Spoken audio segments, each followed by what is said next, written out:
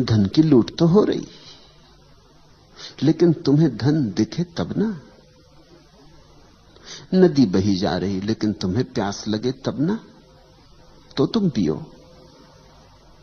प्यासे को नदी दिखाई पड़ती, और प्यासे को नदी हजारों मील दूर भी बह रही हो तो भी वो यात्रा करके नदी तक पहुंच जाता है।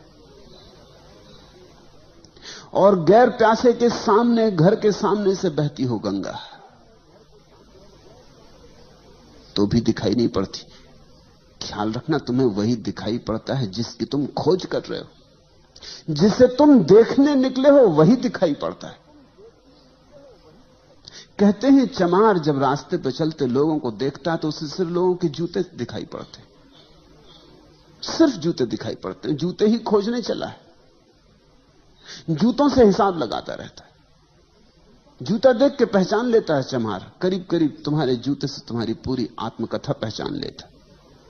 जूते की खस्ता हालत बता देती है कि शायद हार गए चुनाव में इस बार। जूते पे चमक, दर्पण जैसी चमक दिखा देती कि मालूम होता जीत गए। जूते की चमक बता देती है कि जेब गर्म है कि ठंडी।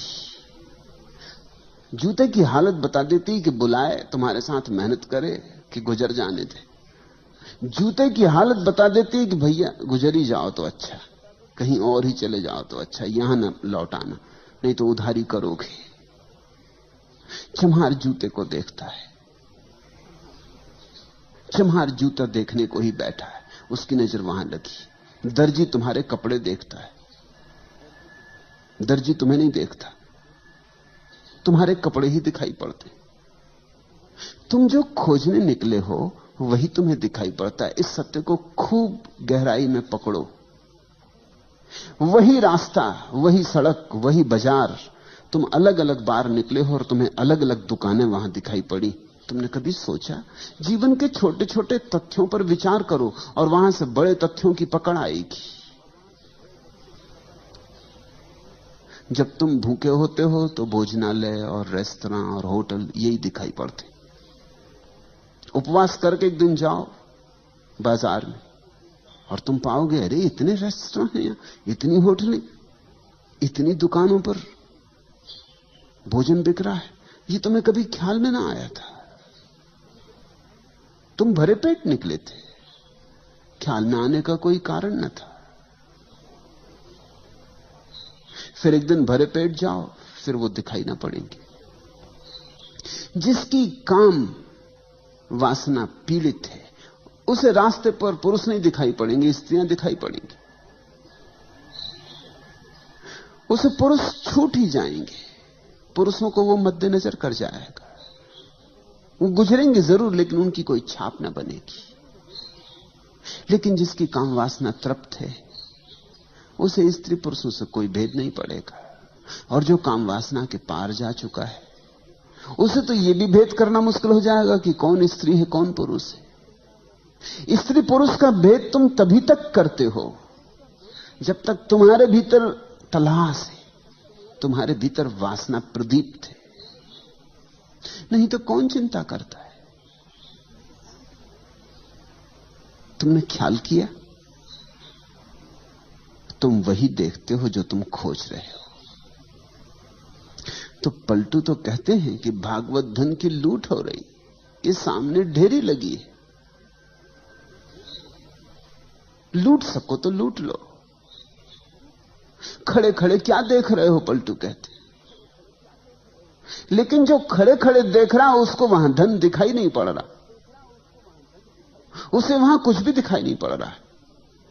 या यह भी हो सकता है कि जो लूट रहे हैं वो उसे पागल मालूम होते हो, क्योंकि जब उसे धन नहीं दिखाई पड़ता और ये टूटे पड़ रहे हैं तो पागल ही तो मालूम होंगे। ये किस चीज पे टूटे पड़ रहे हैं? यहां कुछ भी तो नहीं है। उसे लगेगा ये सब मन की कल्पना के जाल में पड़ गए। ऐसी तो होता है, तुम यहां बैठे हो, जो लोग यहां नहीं है वो तुम्हें पागल समझते हैं, वो पागल समझेंगे ही। वो कहेंगे किस कल्पनाओं में पड़े हो। अरे यथार्थ जगत को देखो, किस सम्मोहन में उलझ गए हो, किसकी बातों में उलझ गए हो। ये सब बातें हैं, इनमें मत उलझ जाना, नहीं तो घर गृहस्थी खराब हो जाएगी। बाल बच्चों को देखो, पत्नी को देखो, परिवार को देखो, अपने कर्तव्य का ध्यान रखो, यथार्थ को देखो। ये किन बातों में पड़े हो? इतना समय दुकान पर लगाओ, बाजार में लगाओ, कुछ कमाओ। कमाई हाथ में आएगी तो कुछ काम आएगी। ये धर्म चर्चा, तत्व चर्चा, ये किस काम में आएगी? इसकी रोटी बनाओगे कि कपड़े बनाओगे, किससे छप्पर बनाओगे? इससे बच्चों का पेट नहीं भरेगा और न पत्नी के लिए साड़ी खरीद सकोगे। किस झंझट में पड़ गए हो? लोग तुम्हें समझाते हैं, लोग तुम्हें कहते होंगे अभी भी लौट आओ, अभी ज्यादा नहीं गए हो, नहीं फिर पीछे लौटना मुश्किल हो जाएगा, कहीं ज्यादा मत उतर जाना इसमें, होश हवास न खो देना, औरों ने खो दिया है। उनकी बात भी ठीक तो है, उनकी तरफ से ठीक ही है। अब यहां लोग मेरे पास आए हैं, दूर दूर से आए, कोई जापान से है, कोई जर्मनी से है, कोई ईरान से है, कोई इथोपिया से है, कोई अमेरिका से है, कोई स्वीडन से आया है, कोई इंग्लैंड से है, कोई इटली से है। दूर दूर से लोग आए, करीब करीब जमीन के हर तरफ से लोग यहां मौजूद हैं, सिर्फ चीन और रूस को छोड़ के, क्योंकि वहां से आ नहीं सकते। लेकिन मेरे पड़ोसी भी हैं यहां पूना में, वो नहीं आए। वो समझते हैं सब पागल हो गए हैं, इनका दिमाग खराब हो गया है। और उनकी बात में भी सच्चाई है, उनकी तरफ से सच्चाई है। उनको यहां कुछ दिखाई नहीं पड़ता, यहां धन लुट ही नहीं रहा है। धन तो वे कमा रहे हैं, तुम तो यहां बैठे बैठे धीरे धीरे निर्धन हो जाओगे। तुम्हें लग रहा है कि तुम धन लूट रहे हो। तो एक बात समझो, धन और धन भी तो देखना पड़ता है। जिन्हें बाहर की वस्तुओं में धन दिखाई पड़ता, उन्हें भीतर की वस्तुओं में धन नहीं दिखाई पड़ता। जिन्हें भीतर की वस्तुओं में धन दिखाई पड़ जाता, उन्हें बाहर की वस्तुओं में धन नहीं दिखाई पड़ता। बुद्ध ने अपना राजमहल छोड़ा तो उनके सारथी ने, जब उन्हें छोड़ने गया जंगल में, उसने उनके पैर पकड़ लिए। सारथी ने, बूढ़ा सारथी, बचपन से बुद्ध को रथ पर घुमाया किया है, बचपन से बुद्ध को बढ़ते हुए देखा है, उसका भी बेटे जैसा लगाव है बुद्ध से। उसने बुद्ध के पैर पकड़ लिए और कहा कि ये क्या कर रहे हो, जंगल में कहां जा रहे हो? इस महल को छोड़कर, इस संगमरमरी महल को छोड़कर, उस सुंदर यशोधरा को, तुम्हारी पत्नी को छोड़कर, उस नए नए पैदा हुए बेटे राहुल को छोड़कर, अपने बूढ़े बाप को छोड़कर तुम जा कहां रहे हो? तुम बूढ़े बाप के हाथ की लकड़ी हो, और ये सुंदर महल और ये सारा वैभव जंगल में मिलेगा क्या? तुम मुझसे पूछो, मुझ बूढ़े से पूछो, मैं जंगलों में खूब भटका हूं, वहां कुछ भी नहीं है। और दुनिया तो महलों की तरफ जाना चाहती। तुम्हारा दिमाग ठीक है, तुम महल से छोड़ के जा रहे हो। कौन नहीं जो राजा ना होना चाहे, और तुम राजा होना तुम्हारे हाथ में और छोड़ के जा रहे हो। वो बूढ़ा रोने लगा। उसकी बात भी तो ठीक है, उस बूढ़े को जंगलों में कुछ भी नहीं दिखाई पड़ता, उसे सब महल में दिखाई पड़ता है। गरीब आदमी का धन महल में मालूम होता है। ये तो कभी किसी अमीर को समझ में आता है कि महल में कुछ भी नहीं। ये तो किसी अमीर के अनुभव में बात उतरती कि यहां कुछ भी नहीं, क्योंकि देख लिया, कुछ पाया नहीं। शोरगुल तो बहुत है, सार बिल्कुल नहीं।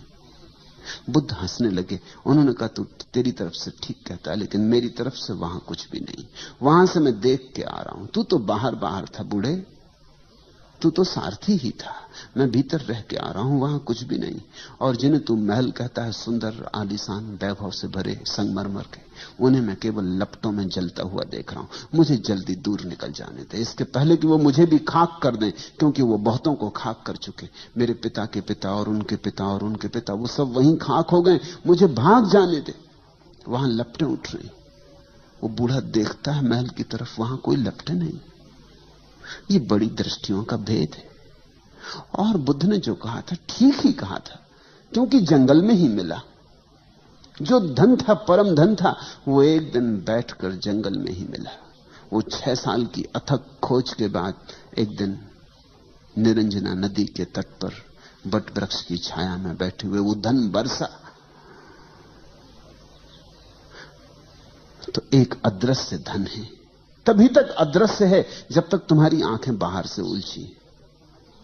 उसी दिन दृश्य हो जाएगा जिस दिन तुम्हारी आंखें बाहर से मुक्त हो गई। दृष्टि की क्रांति चाहिए। तुम पूछते हो, पलटू कहते भागवत धन की लूट हो रही, और जो चाहे सो ले। ठीक कहते हैं, 100% ठीक कहते हैं। बस चाहना ही पर्याप्त है लेने के लिए। जो चाहे सो ले, कोई रोक नहीं रहा है। समाधि का धन ऐसा है कि उसे कोई भी रोक नहीं रहा है, तुम्हें कोई बाधा नहीं डाल रहा है। मगर बड़ा मजा है, जिस धन पर बड़ी बाधाएं हैं, जो तुम्हें मिलना एकदम आसान नहीं, उस पर तुम टूटे पड़ रहे हो। और जो मिल भी गया अगर, तो भी कुछ मिलेगा नहीं, उस पर तुम टूटे पड़ रहे हो, उस पर लूट मची। और जो धन कोई भी छीनने को नहीं मालूम हो रहा, और जो धन इतना है कि सभी को मिल जाए तो भी न्यून नहीं होता, उस धन की तरफ तुम जा भी नहीं रहे हो। तुम सब भागे जा रहे हो बाहर की तरफ, और तुम्हारा धन तुम्हारे भीतर है। तुम्हारा धन तुम हो। तुम्हारे होने में, तुम्हारी सत्ता में तुम्हारा धन है। तुम्हारे शून्य में, तुम्हारे मौन में तुम्हारा धन है। तुम्हारे अस्तित्व में समाया है धन।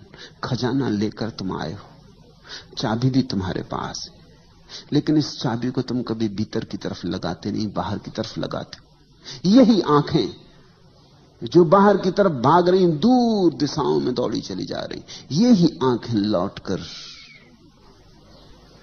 अपने धन को खोज लेती। यही हाथ जो और सारे संसार को पकड़ते फिर रहे हैं, इन्हीं हाथों में छिपी ऊर्जा भीतर की तरफ लौट के परम धन को संभाल लेती।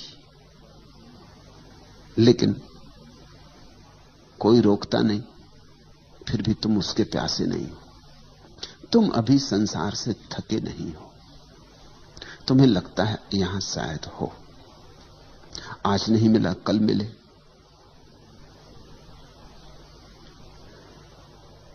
जितना मिला है शायद इतने से तृप्ति नहीं हो रही, थोड़ा और ज्यादा मिले तो तृप्ति हो जाए। 10,000 तुम्हारे पास है तो शायद 10 लाख होंगे तो तृप्ति हो जाएगी। 10 लाख होंगे तो मन कहेगा 10 करोड़ हो जाए तो तृप्ति हो जाएगी। और मन के फैलाव का कोई अंत नहीं।